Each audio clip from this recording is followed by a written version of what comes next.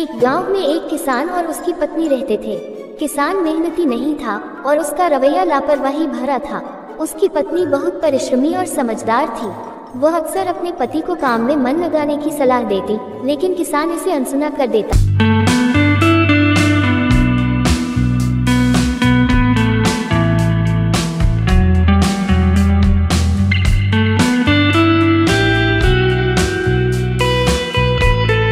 अरे अगर ऐसा ही चलता रहा तो कृपया मुझे कुछ काम दे दो। मैं अपने बच्चों के लिए कुछ करना चाहता हूँ और मुझे अपने परिवार के लिए खाना चाहिए। सुनो वो मंगरू किस किस से काम मांगते फिरोगे तुम? अपनी पत्नी की बात मान क्यों न लेता है और अपनी ही खेतों में काम करो, क्योंकि अपना ही काम अच्छा होता है। एक दिन किसान को खेत में हल चलाना था। उसकी पत्नी ने उसे याद दिलाया कि अगर वह सही समय पर काम नहीं करेगा तो फसल बर्बाद हो जाएगी। काम करने से खेतों में फसल बहुत सारे होंगे तो हमारे बच्चों को अच्छी शिक्षा मिलेगा और आपका नाम रोशन होगा। जाइए खेतों में जाइए। किसान ने ये सोचकर उसकी बात अनसुनी कर दी कि वह बाद में काम कर लेगा और खेत में चला गया।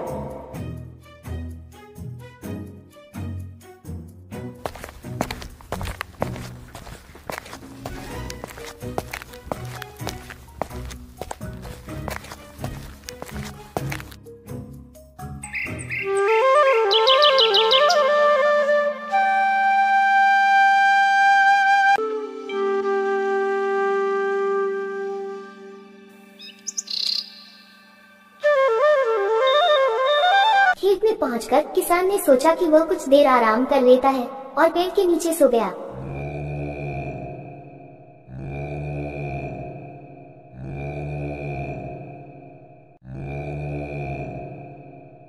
जब वह जागा तो सूरज डूब चुका था और खेत में काम करने का समय बीत चुका था। वह खाली हाथ घर लौट आया।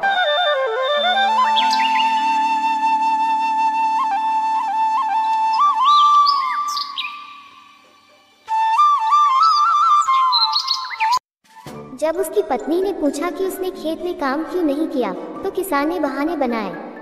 उसकी पत्नी ने समझाया कि अगर वह इस तरह लापरवाही करता रहा तो उनके पास खाने को कुछ नहीं बचेगा। किसान ने वादा किया कि वह अगले दिन जरूर मेहनत करेगा। इसी प्रकार परिवार चलता है। आप काम कम और बहाने ज्यादा करेगी तो हमारे बच्चों की परवरिश कैसे होगा? ठीक है, आपको मेरी और मेरी बच्चों का जरा भी ख्याल नहीं तो मैं अपने बच्चों को लेकर कहीं चली जाती हूँ। नहीं, आप मुझे छोड़कर मत जाइए। मुझे माफ कर दीजिए, ऐसा अब नहीं होगा। मुझ पर विश्वास करिए और मैं कल से काम करने चला जाऊंगा। एक दिन किसान अपने खेत में काम कर रहा था, तभी उसे जमीन में कुछ चमकता हुआ दिखाई दिया। उसने खोदकर देखा तो एक पुराना घड़ा मिला जो सोने के सिक्कों से भरा था। किसान की आंखें खुशी से चमक उठी। वह घड़ा लेकर तुरंत अपनी पत्नी के पास पहुंचा और उसे सब कुछ बताया।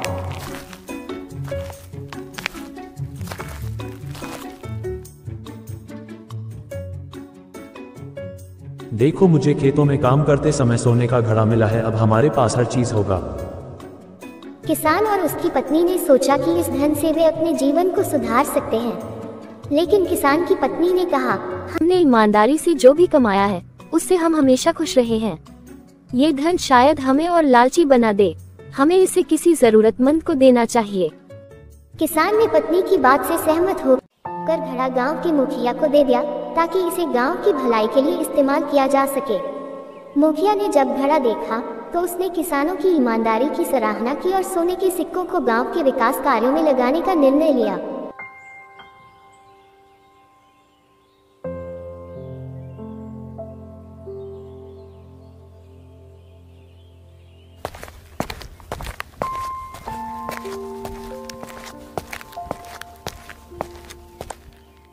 इस घटना के बाद किसान और उसकी पत्नी की ईमानदारी की चर्चा पूरे गांव में होने लगी।